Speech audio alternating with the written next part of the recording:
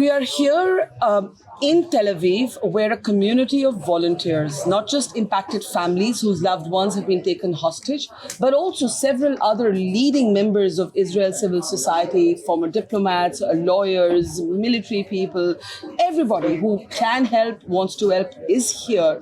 2 floors of a lawyer's office have been converted into the civil society initiative to open channels to bring back those who have been taken hostage by Hamas.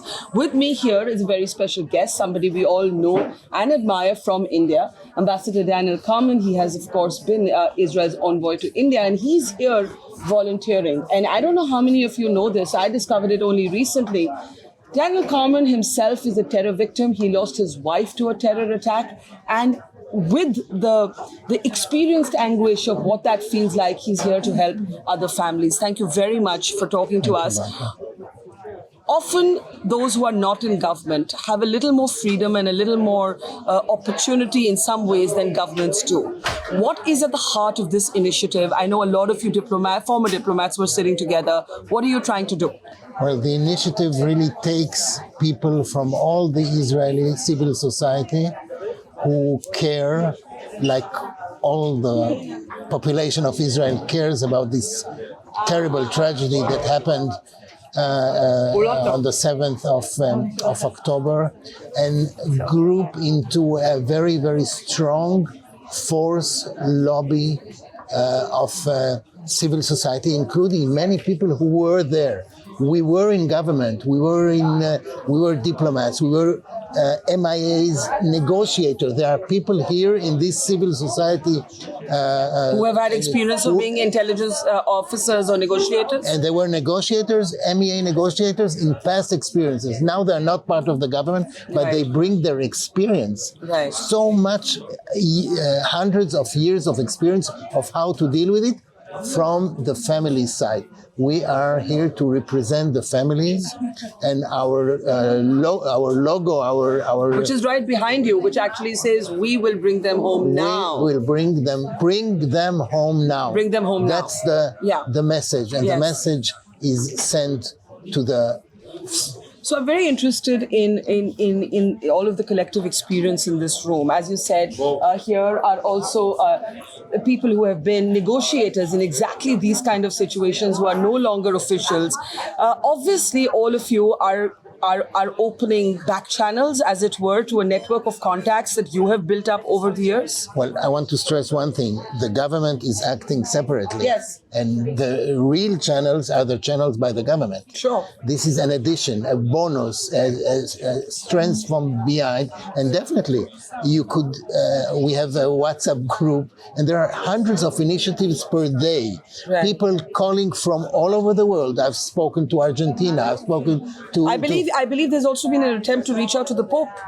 There is an attempt to send delegations all over the world, and the Pope, with his moral voice, his moral standing, is definitely one who could help.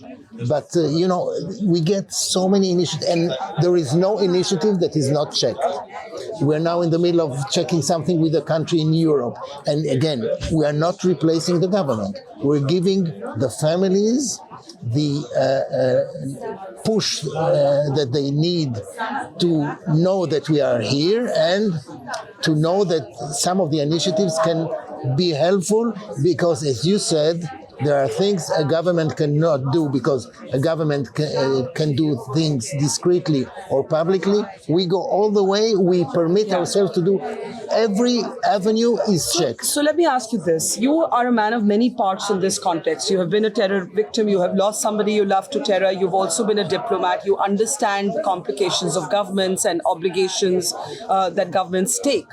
In this context, when you saw the Hamas releasing the video of a hostage and obviously, forcing her, a young woman, to give a message on camera, what do you feel as a human being who's a terror victim, but also as an official? Do you believe there should be negotiations with the Hamas? What do you believe? I believe that in this, we should leave the government, because the government looks at the whole picture. If you will speak to a relative of a victim or a relative of a hostage, and by the way, we don't know what the situation is. They are kept without knowing the whereabouts, we do not know the whereabouts, the condition, we don't know anything.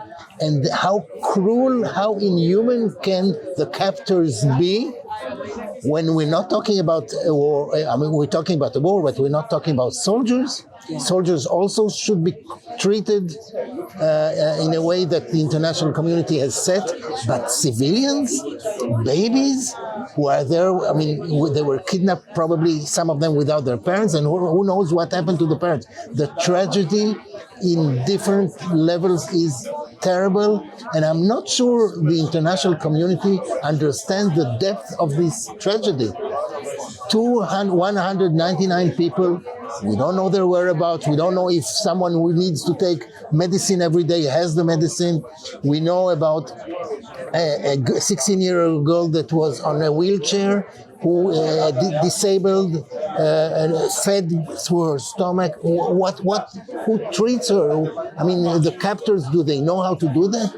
Civilians, we're not talking about soldiers. And this is a very multi-level problem.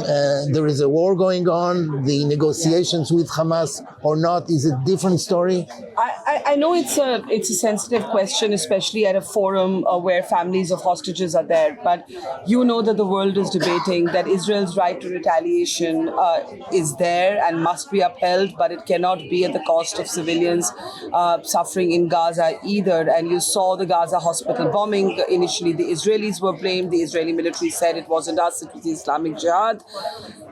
What do you feel as someone who's been a critic of Netanyahu, as somebody who has come together, as Israelis have united at this moment? You are a terror victim. You are here as a volunteer. What do you feel when you hear this debate about and questions being asked about what about civilians in Gaza? What would you say to that? I'll say one thing about us. Yes. In a time like this, we are all united. There are no internal critics or protests. They will come back after we take care of Hamas. Civilians. I spoke yesterday with one of your colleagues in another channel in India. There cannot be a moral or any equivalence between what Hamas is doing, what Hamas did, what Hamas says in its covenant, where they're part of a trend to destroy the Jewish people, not only the Jewish state, and they're also part of a larger global trend, maybe challenging the free world. When Israel is obliged to attack mosques, schools, hospitals are never the target, unless Hamas uses those places as human shields in order to taking advantage of the fact that those are mosques and hospitals and schools. But if we talk about the hospital, let me be clear, I'm not a spokesperson for the government or for the army. There was no attack. There was a failed launch by the Islamic Jihad. They launched like 12 rockets in the same time. One of them failed and hit an hospital. The fact that the Palestinians, Hamas, is using this as a propaganda tool, saying it's the Israelis, and the fact that some believe them, especially in the Arab world, which is terrible because they missed the opportunity to have a summit with the President Biden. But that's another problem. Last question. Biden was here, now Rishi Sunak is here. World leaders are talking about this being a dangerous point of escalation. That was Sunak's exact quote. India showed unequivocal solidarity with Israel and the Israeli people, but has held, of course, also its long-stated position of the two-state formula, also recognizing the rights of Palestinians to their own state. Do you believe there is space for another country to mediate, to somehow bring this back from the brink? Could that country be India? Or is there no space for anybody right now to mediate? Anyone who can help bring the hostages home would be welcome. I don't want to enter into the methods and who will they do. Mediation is a big word. Yes. The challenge now is not how, but what. And the what is written here. Bring them home now. Let the government do whatever it needs to do. Let our army continue the war because it has to eliminate the terrorist capabilities of Hamas. There is no doubt about it. But the task of bringing, as a most basic humane issue, to bring the kids, the babies, the elderly, 199, let's pray that they're all alive and well. That's a huge task, and I'm glad that the Israeli public, through this endeavor and others, is joining in because the message is very loud and clear. Thank you, Ambassador, for talking to us. Ambassador Daniel Carmon, we know him from India. He's been Israel's envoy there. But if you see this big hall full of people, it has all kinds of people, people who've been negotiators in government, people who've been diplomats, people who've been lawyers, are still lawyers, and of course families of hostages, all wearing T-shirts. All the T-shirts at the back and the front have only one message, including that of victims: bring them home now.